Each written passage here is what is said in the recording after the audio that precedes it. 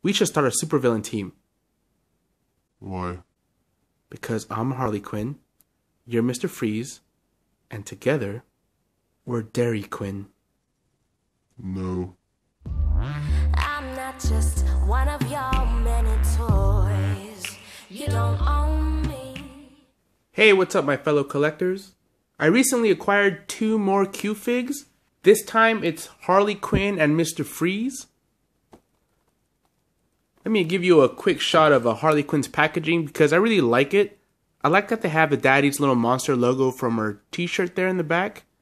And the quote from Suicide Squad, "We're bad guys, it's what we do." Probably the most memorable quote of the whole movie. And if you're into typography, you can really appreciate the embroidery that's on the back of her jacket, and they put that here. Property of the Joker. Really nice. And some diamonds here on the side. And just a Q-Fig logo on top. But yeah, really like that packaging, so kind of wanted to show it off.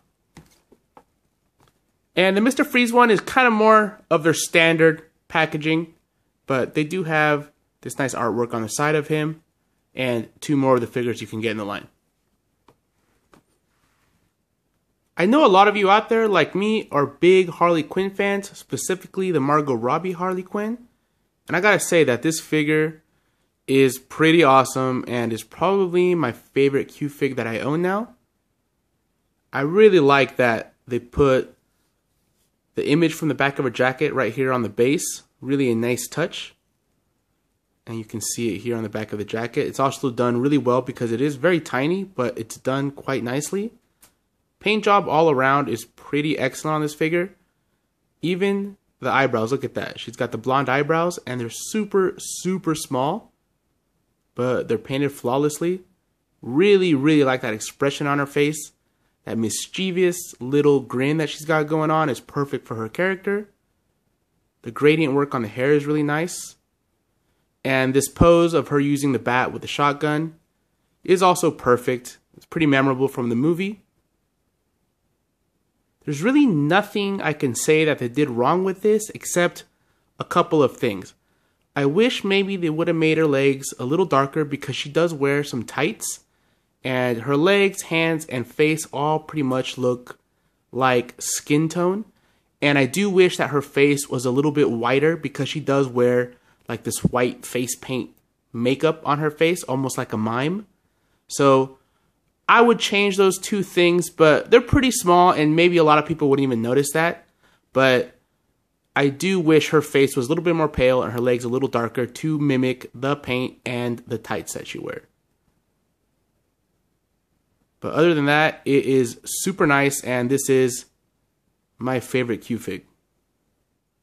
This Mr. Freeze is exactly why I like Q-Figs so much. And it's because of this ice cream cone and the way he's trying to lick it through the dome. It's a very sad image because he can't really lick the ice cream. And Mr. Freeze is maybe one of the most tragic villains there is. He was trying to save his wife, I think it was from cancer, and he had her frozen. They cut off his funding, which would pretty much kill his wife if that happened. And they came down to confront him about it. He got mad.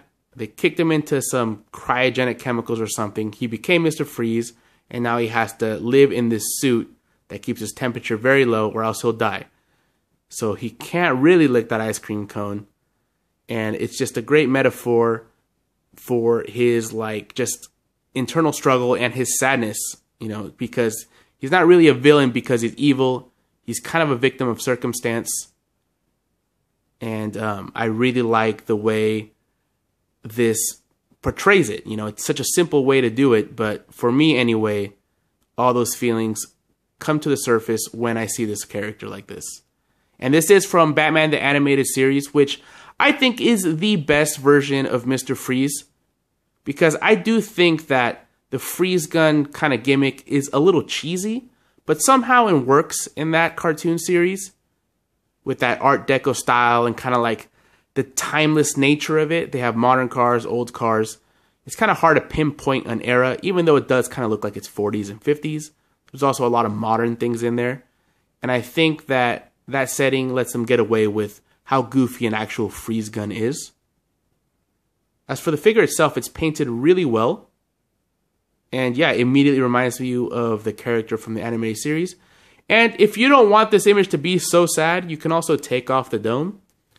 And it's a lot more playful that way. To me, it immediately changes the feel of this figure when you take that off. And it makes it a more fun, playful Mr. Freeze. But if you want the sad, tragic Mr. Freeze, you can put his dome on. Really a great figure. I'm really enjoying collecting these Q-Figs. And since they're not very big, they don't take up too much shelf space. They're perfect to add a nerdy little accent here and there to your, comic book shelf, your desk at work, if you really want to let your nerd flag fly.